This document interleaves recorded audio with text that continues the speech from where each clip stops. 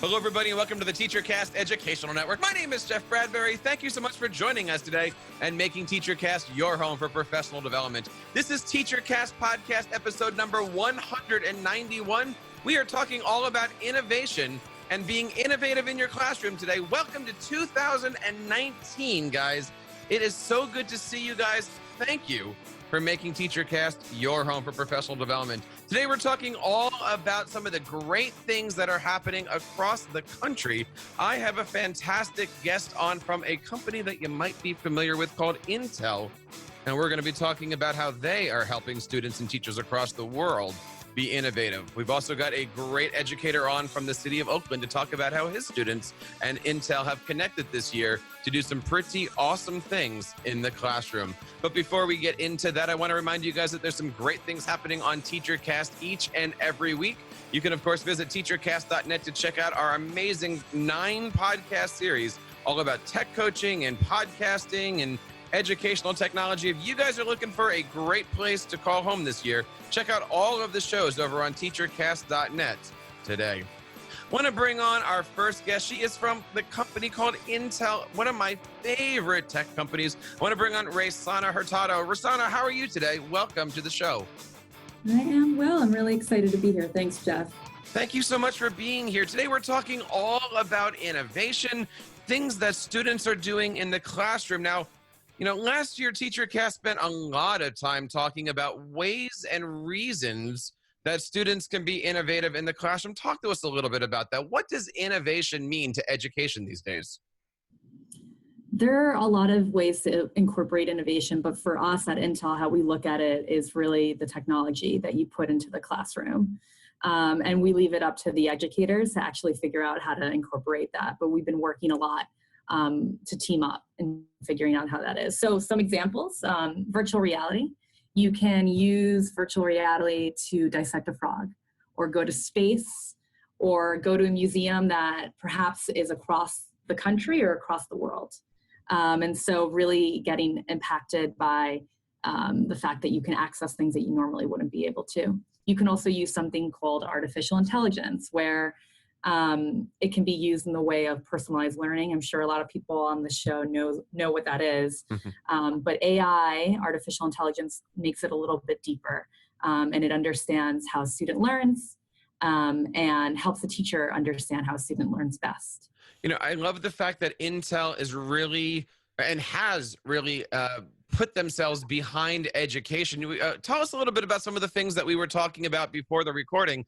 Intel's been in the education business for a long time, haven't they? Yeah, we have a deep history in education. So for over 10 years, we've been investing in the space, over $1 billion worth of investment in professional development for educators, building schools, and we are still invested in this space very much so.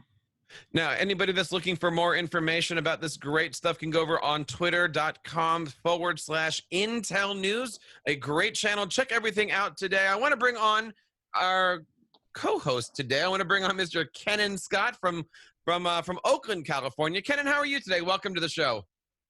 Hey, thank you for having me. Thank you for having Oakland on the show. I'm so happy to represent Oakland and the Oakland Unified School District and all that we're doing with computer science to engage students, as well as help them identify as the future of this fourth industrial revolution. It is so nice. It is so nice to have you here. It is great to have you here. Now, tell us a little bit about Oakland Unified.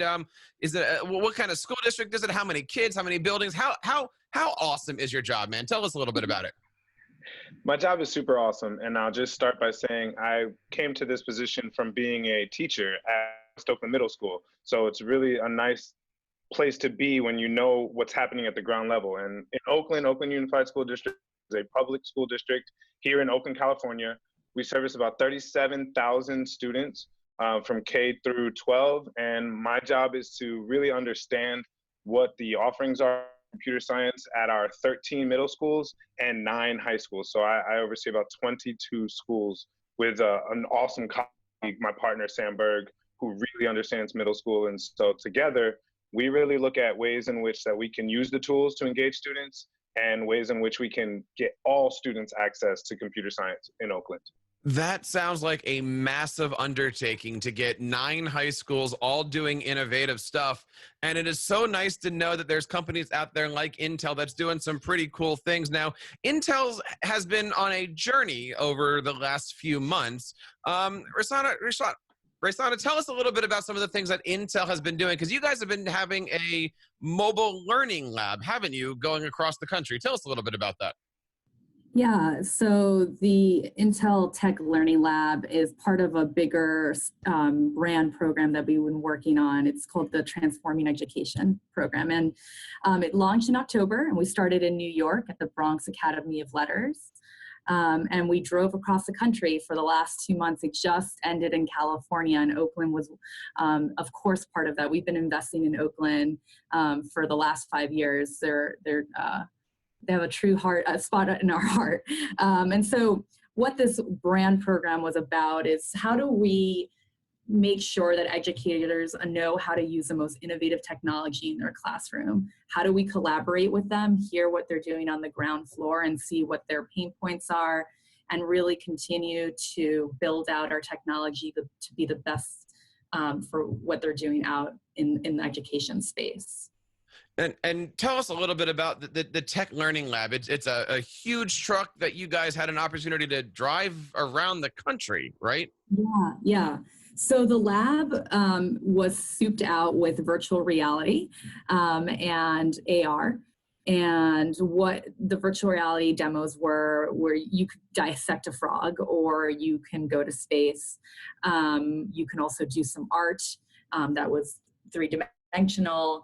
And while we were there at the schools with the Tech Learning Lab, we also did curriculum within the school. So we had Intel employees that were trained to teach teachers and also teach students how to incorporate this kind of technology. So we taught teachers and students how to make their own virtual reality content. We taught them how to use AI in the classroom, how to actually use and program drones, fly them across the classroom, which was super cool, very hands-on learning. So it was a whole ordeal. And so we did that at every school that we stopped at as we drove this learning lab across the country. Kenan, it's got to be pretty cool to sit there at one of your high schools and know that, this thing is going to be impacting every single student and teacher on campus. What is it like to have one of these huge trucks pull up and you just know your kids are going to be playing with virtual reality and drones and AR and all of this wonderful stuff? What was it like for your school? I was going to jump in and say it was like Coachella for computer science nerds.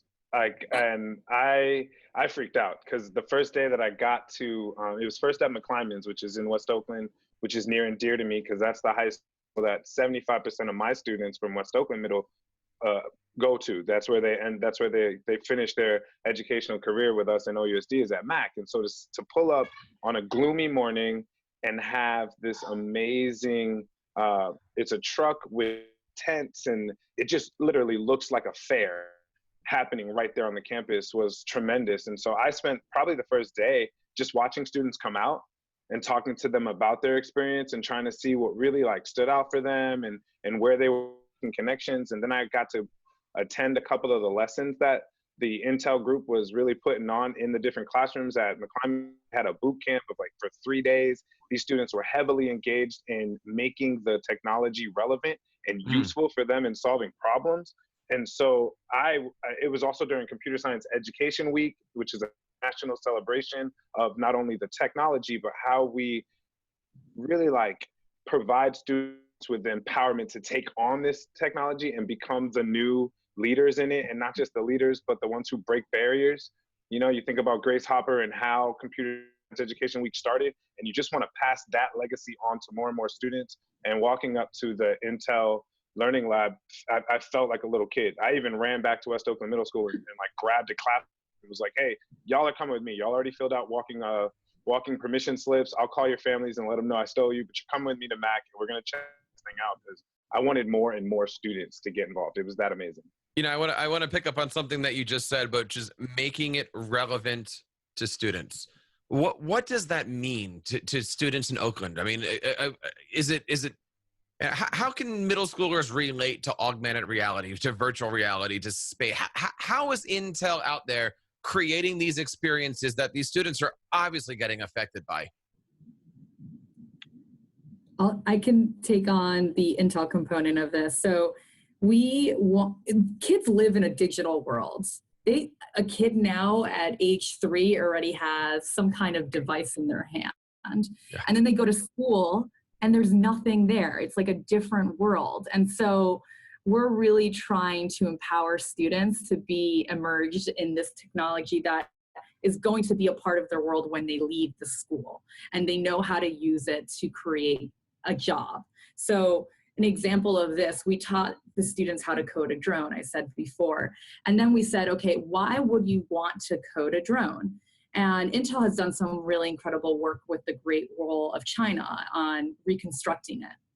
And we use drone technology to look at places on the Great Wall that no human could actually walk to or go to.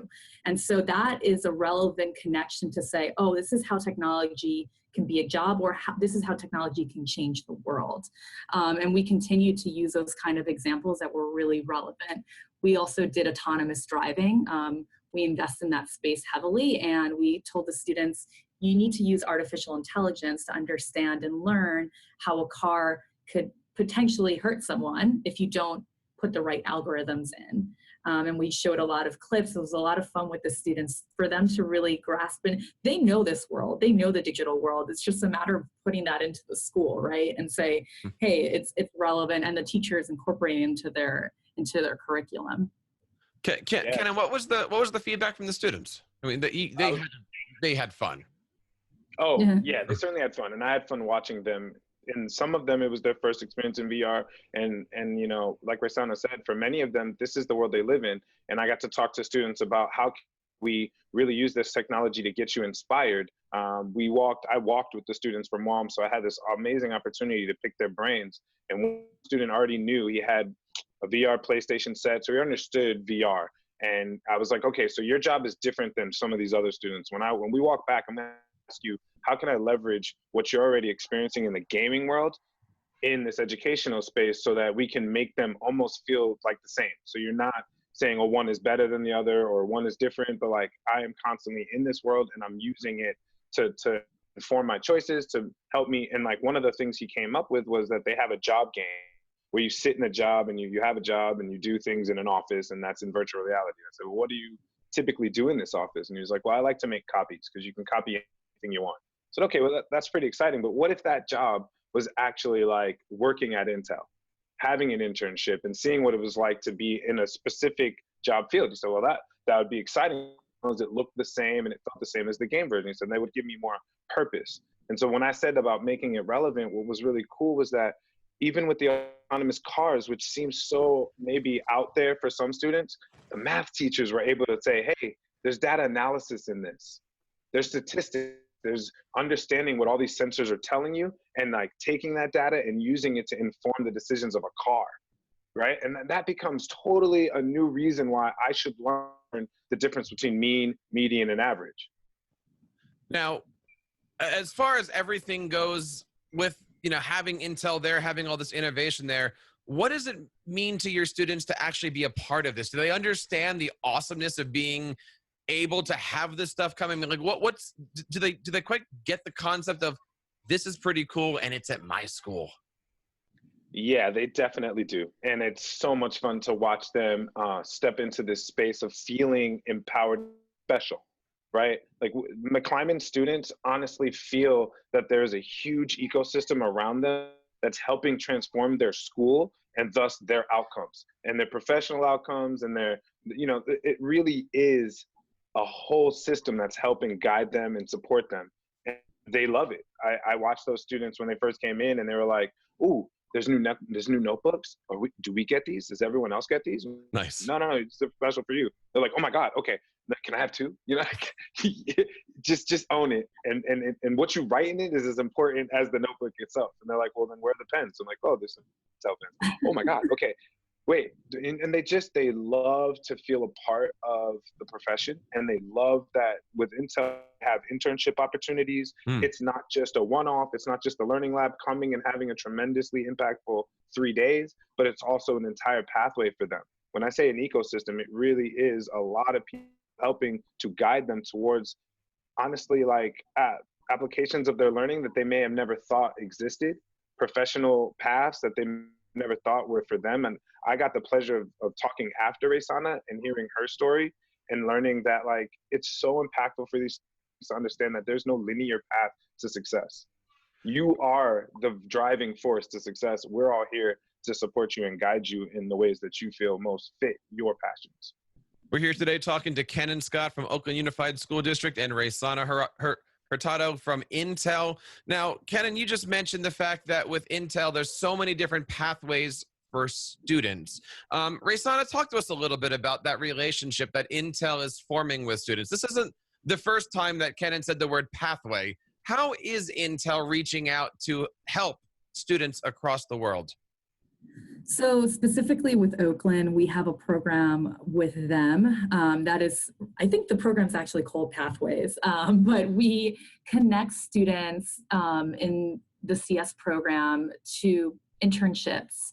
It's a, I believe, 3-week program over the summer, and it takes a lot of, they do a capstone project in those 3 weeks on technology that could impact a problem, and they solve it using Intel technology, and they shadow people at Intel. They go to the headquarters down in Santa Clara, California. We bring them over there. We also have people come and speak to them about about careers at Intel, and it's really about exposing them to what they don't know, because we don't know what we don't know, and I think that's the really magical thing about this. It's not just a one-way street that Intel gives these students these pathways. It's really for us to get the insight from diverse thought, right? People that think differently, that come from different backgrounds. That's important to Intel, just as it is important for us to invest back into the community and them to come to Intel's headquarters. I'm sure that somebody out there is listening to this show saying, hey, how do I get Intel to communicate and collaborate with my students? What are some of the ways that a school district can reach out to you guys? You can reach us at Twitter at Intel News, and reach out to us there, and always happy to connect and see how we can continue to collaborate. At the end of the day, it's about learning what the problems are on the ground. We are a technology company after all, and we are here to partner with the people that actually do the work to understand and create solutions that impact how people learn and prepare them for the future. You know, Kenan, there's so many school districts out there that are just getting into this stuff. Here we are, it's January, it's 2019, and if a school district is looking at this saying, Kenan, help me out. How do I get started with this? How do I bring innovation into my school? Where do I go? How do I provide PD? How do I create a curriculum? Talk to those school administrators out there right now, Kenan. Where is that first step that people can take? We are fortunate. We are in the area, so having partners like Intel really accelerate our ability to provide computer science education to so many students. But I would always tell people to start small. Start with those. I think the easiest places to look for curriculum are code.org, Code HS, which is short for Code High School. Those are really all-in-one kind of inclusive spaces for curriculum, where and they also provide professional development training for your teachers. So over the summer, code.org has many sites where they'll do this professional development. They have a middle school curriculum, intro 9th grade curriculum. They also have an AP CSP curriculum, which you can use to create almost like 3 years right there of solid computer science education. So if you're a high school looking to start, I would suggest going and look at CodeHS or code.org. In terms of I think our biggest challenge as a big district is continuously hiring really strong educators who are excited about the use of technology in their classroom. And I've found that some of our best teachers are coming from the math section or the math discipline. That is also a really nice place to have that crossover, where you still have a certified teacher in the room or a certificated teacher in the room, and you can grow from there. You can just really understand what their passions are. I look for teachers who are passionate about bringing innovation into their classroom. And that might be a math teacher who just on a whim used Hour of Code for CS Ed Week, or, a English teacher who somehow found Scratch to be exciting for their students and is themselves excited about the possibility of changing student outcomes by allowing them to express their knowledge in creative ways. Maker Ed teachers, I can't tell you how many Maker Ed teachers I reach out to, and I'm like, well, you know how to use a 3D printer, so you're pretty good. Your basis is pretty solid, but find those strengths in your district, find those educators who are passionate about innovation or passionate about making change. And to give you a really micro level, there's a school in New Jersey, and I wish I had the name, it's on the tip of my tongue, but they have a teacher who just was, like myself, very passionate about computer science. And he, with the administrator support, flipped the whole school to become a more integrated computer science school. So there are lovely ways to start at a micro level and then work your way out to a whole district. But I will say that once the machine is running at a district level, get ready to run with it. It's like a treadmill on 100. Now, I'm sure somebody out there listening to this is going, what is he talking about? What were those things? This is TeacherCast Podcast 191. We're going to make sure that we have as many, or if not all, of these links that Kenan was just talking about. But overall, Kenan, what you just told us is that this does not have to be difficult, and this does not have to be expensive, right? CS Week, Hour of Code, these are all free websites. Yes, code.org has Hour of Code that stays up all year long. It has you can register your school so that you come up on the map. And for that 1 week of CS Week, which is the first week in December, you can be on the map as a computer science school with code.org. And that is the website, code.org. So they made it really easy. And you can keep doing those lessons. You can sign up as a teacher where you actually have a classroom where students go through the lessons on their own accord and play the video. So code.org makes it really easy to implement, and you can start with one and grow from there. It's like a virus. And it's always important, and I get teachers saying this all the time, Hour of Code does not mean just an hour of code, right? An hour, it was a buzzword that happened a couple of years ago, but you can go to those websites anytime during the year. And by the way, you can go there more than once and check that stuff out. What Hour of Code has 100 games or so like that. Very easy to use. Doesn't matter if you're on an iPhone, iPad, Windows, Mac, whatever it is, you can sit there. I want to talk a little bit about the future of all of this stuff. Raysana, when Intel is looking to shape the future of education and especially of technology, where are we heading with all of this stuff? What's Kenan going to be working with his students in 5 years, in 10 years? You're going to see a lot of artificial intelligence in the classroom, more sensors, understanding how students engage, and more feedback for teachers. Teachers have to deal with a lot of things. And I say they all deserve a really huge award that encompasses how much they have to take care of. So it's not just about average 30 students in a classroom, it's everything else. They have to be the counselor, they have to be the coach. And so if we are able to put artificial intelligence into the classroom, which you will see in the next 5-10 years, these teachers will be able to get some of the smaller tasks that take away a lot of time, like taking attendance, or maybe answering an email late at night for a student that has a question on a math problem in real time. So you're already seeing some of that happening where you're using bots, using artificial intelligence to answer questions that students have in the college level. And we really see that happening in the lower levels a little farther out, but it will happen. I got to tell you, recently we had the holidays here. My 5-year-old triplets were on our iPad. They love playing with the Caterpillar games. They love playing their race car games where everything goes. And the thing that they've been fighting over recently is a little augmented reality game from the San Diego Zoo where it puts a kangaroo in your living room if you want.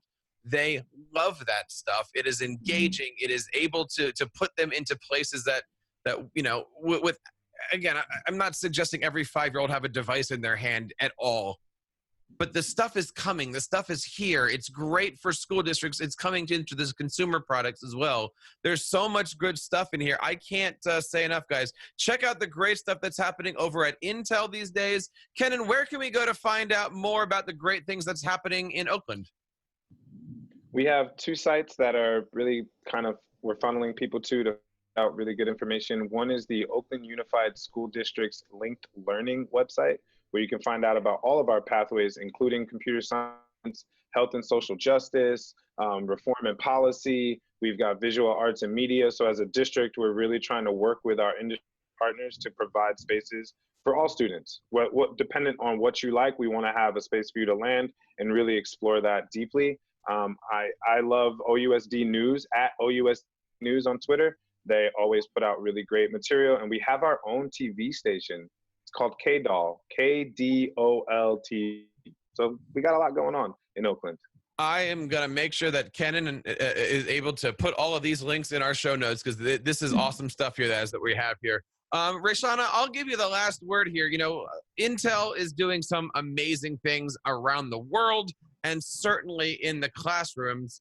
Thank you so much for everything that you're doing for education, and thank you for coming on and talking to us a little bit about what's happening here in the world of Intel.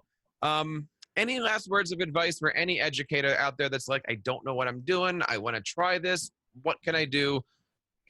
Share with us some advice to ring in the new year. Don't be afraid. So a difference I saw between teachers and students, they were all really excited, but it took a teacher, an adult, a little bit longer to want to try it.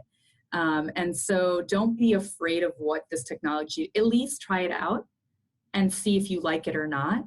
And be fearless with it, because the students that you're teaching are going to be the future generation of innovators, and they're not going to be worried about using this technology. Also, don't do it alone. There are so many opportunities to partner with people, organizations, a lot of free resources out there to help you get through this hurdle, because it is a learning for teachers. It's a learning for all of us to incorporate this kind of new things into the classroom. And lastly, I think I said it before, but it's so important.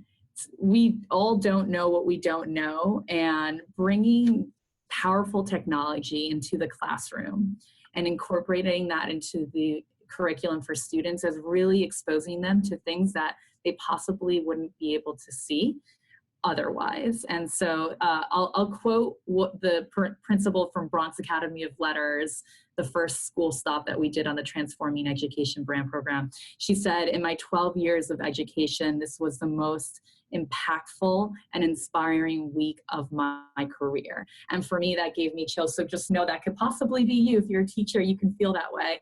I saw it. I saw the faces light up of the educators and of the students. So that is absolutely awesome. I don't know if I can follow that, but I'll say this. If there's anything that you guys have out there on your mind about this stuff, this is TeacherCast Podcast, episode number 191.